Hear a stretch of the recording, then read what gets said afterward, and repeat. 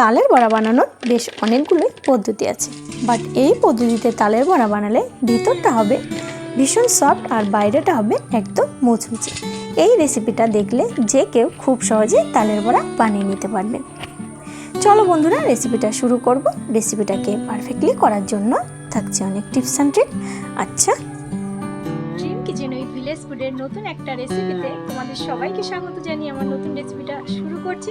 আশা করছি বন্ধুরা তোমাদের ভীষণ ভালো লাগবে। রেসিপিটা যদি ভালো লাগে লাইক করো, কমেন্ট করে জানিও কেমন হয়েছে। তোমরা লাইক কমেন্ট করলে কি হয়, নতুন নতুন ভিডিও করার ভীষণ উৎসাহ বাড়ে। তো চলো রেসিপিটা শুরু করব। তালের বড়া বানানোর জন্য অবশ্যই লাগছে তাল। তো এখানে আমি একটা বড় সাইজের কালো রঙের তাল নিয়েছি। অবশ্যই তোমরা কালো তাল নেওয়ার চেষ্টা করবে, কারণ কালো তাল তেতো হয় না খেতে। তো এবার আমি তালের খোসাটা ছাড়িয়ে নেব, আর তালের কাঠটাকে আমি কেমন করে বার করব সেটা আমি তোমাদের দেখিয়ে দিচ্ছি। তো দেখতেই পাচ্ছ তালের উপরে বোটাটা আমি ছাড়িয়ে নিলাম, আর তালটাকে কিন্তু খুব ভালো করে ধুয়েও নিয়েছি। এবার উপরে খোসাটা ছাড়িয়ে নিচ্ছি, আর বেশ পাকা তাল কিন্তু খোসা ছাড়াতে কোনো অসুবিধাই হচ্ছে না।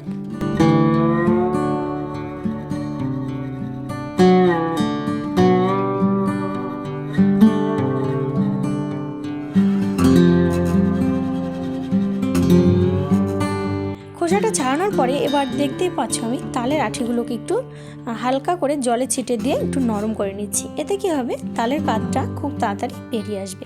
তো আমি দুটো আঠি এখান থেকে নিয়ে নিলাম, কারণ এই দুটোর যে কাঠ বেরোবে সেটা দিয়ে আমার রেসিপি হয়ে যাবে। তো চলো এবার আমি কেমন করে তালের কাঠটা বার করব সেটা তোমাদের দেখিয়ে দিচ্ছি। তো দেখতেই পাচ্ছ বন্ধুরা, নিয়ে নিয়েছি একটা গ্রেটার। এই গ্রেটারের সাহায্যে আমি পুরো তালের রসটাকে বার করব। এইভাবে একটু গায়ের জোর দিয়ে ঘষে নিলেই কিন্তু পুরো তালের কাঠটা বেরিয়ে যাবে। তো দেখতেই পাচ্ছ কেমন করে তালের কাঠটা বের হচ্ছে। একইভাবে আমি পুরো তালের কাঠটাকে বার করে নিচ্ছি।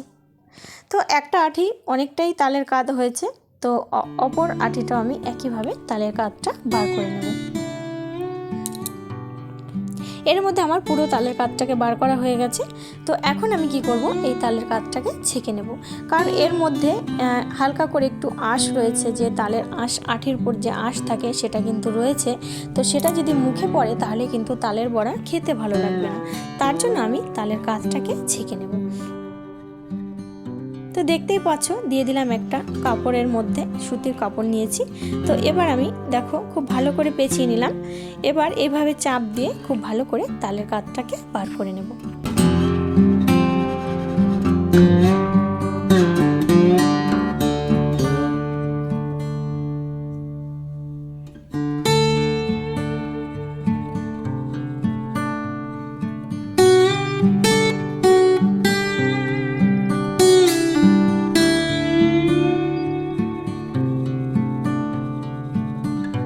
দেখতেই পেলে বন্ধুরা কত সহজে তালের কাঠ আমি বার করে নিলাম।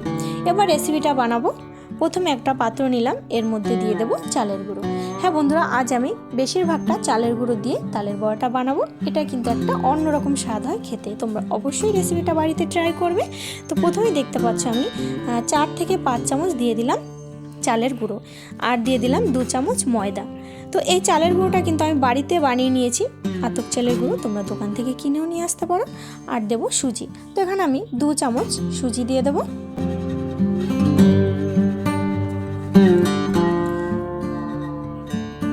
এবার দিয়ে দেবো কিছুটা নারকেল কোড়া। তালের বড়াতে নারকেল কোড়া দিলে কিন্তু এই স্বাদটা আরও দ্বিগুণ বেড়ে যায়। নারকেল কোড়াটা দিয়ে দিলাম। আচ্ছা, এবার আমি দিয়ে দেবো স্বাদ অনুযায়ী লবণ। এখন আমি দিয়ে দেব তালের কাঠ। এখানে আমি 3 থেকে 4 চামচ তালের কাঠ দিয়ে দিলাম। এখানে কিন্তু কোনো রকম জল ব্যবহার করব না। এবার খুব ভালোভাবে সমস্ত উপকরণ মেখে নিচ্ছি।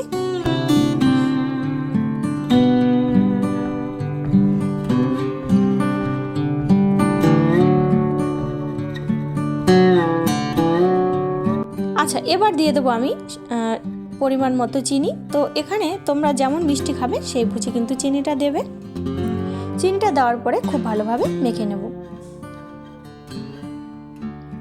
দেখতে পাচ্ছ মাখা হয়ে গেছে। তো সবশেষে দিয়ে দিলাম সামান্য একটু খাওয়ার সোডা।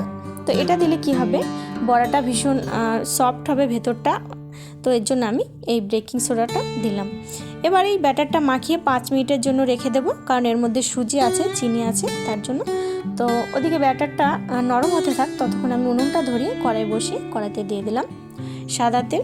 তেলটাকে খুব ভালো করে গরম করে নিয়েছি, আর এদিকে ব্যাটারটা মাখিয়ে রেখেছি। 5 মিনিট হয়ে গেছে। তো এখান থেকে অল্প অল্প করে ব্যাটার নিয়ে বড়ার আকারে আমি তেলের মধ্যে দিতে থাকবো। গোল গোল করে দিচ্ছি বড়াগুলো, দেখতেই পাচ্ছ তোমরা। একবারে আমি যতটা দিতে পারবো তেলের মধ্যে আমি ততটাই দিয়ে দেবো।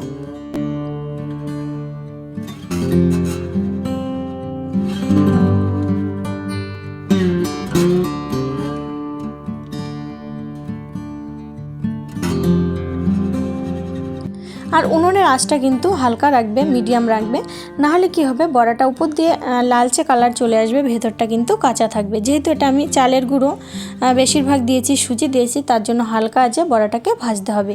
একটু সময় নিয়ে লালচে করে ভাজবে। আর এই বড়াটা কিন্তু বন্ধুরা খেতে ভীষণ স্বাদ হয়।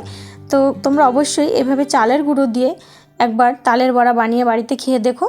তো একটা সাইড দেখতেই পাচ্ছ হালকা করে গোল্ডেন ব্রাউন করে ভাজা হয়ে গেছে। এবার আমি আস্তে করে উল্টাবো। আর যেহেতু খাবার সোডা দিয়েছি, তার জন্য বড়াগুলো ফুলে কিন্তু বেশ অনেকটাই বড় হয়ে গেছে। এর মধ্যে আমার সমস্ত বড়াগুলো গোল্ডেন ব্রাউন করে ভাজাও হয়ে গেছে। তো চলো এই প্রথম ব্যাচের বড়াগুলো আমি এবার তুলে নেব।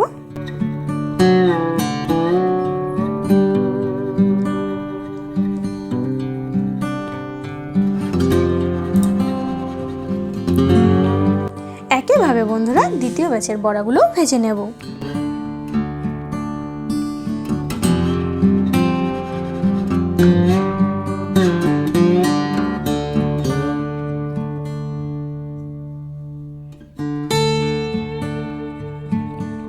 দ্বিতীয় ব্যাচের বড়াগুলো আমার বেশ গোল্ডেন ব্রাউন করে ভাজা হয়ে গেছে, এগুলোও তুলে নেব।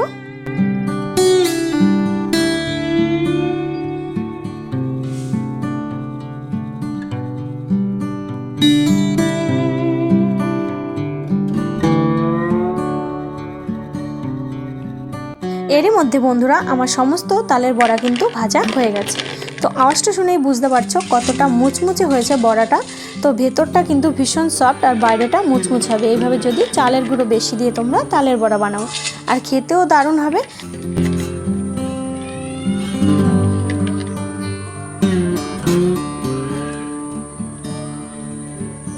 দেখবে বাড়ির সবাই ভীষণ মজা করে খাবে। একটা বড়া আমি তোমাদের ভেঙে দেখিয়ে দিলাম। তো বন্ধুরা এই রেসিপিটা তোমাদের কেমন লাগলো কমেন্ট করে জানিও। আমার ছোট্ট পরিবারের নতুন বন্ধু হলে চ্যানেলটি সাবস্ক্রাইব করে পাশে থেকো। নতুন একটা রেসিপিতে দেখা হচ্ছে। বাই।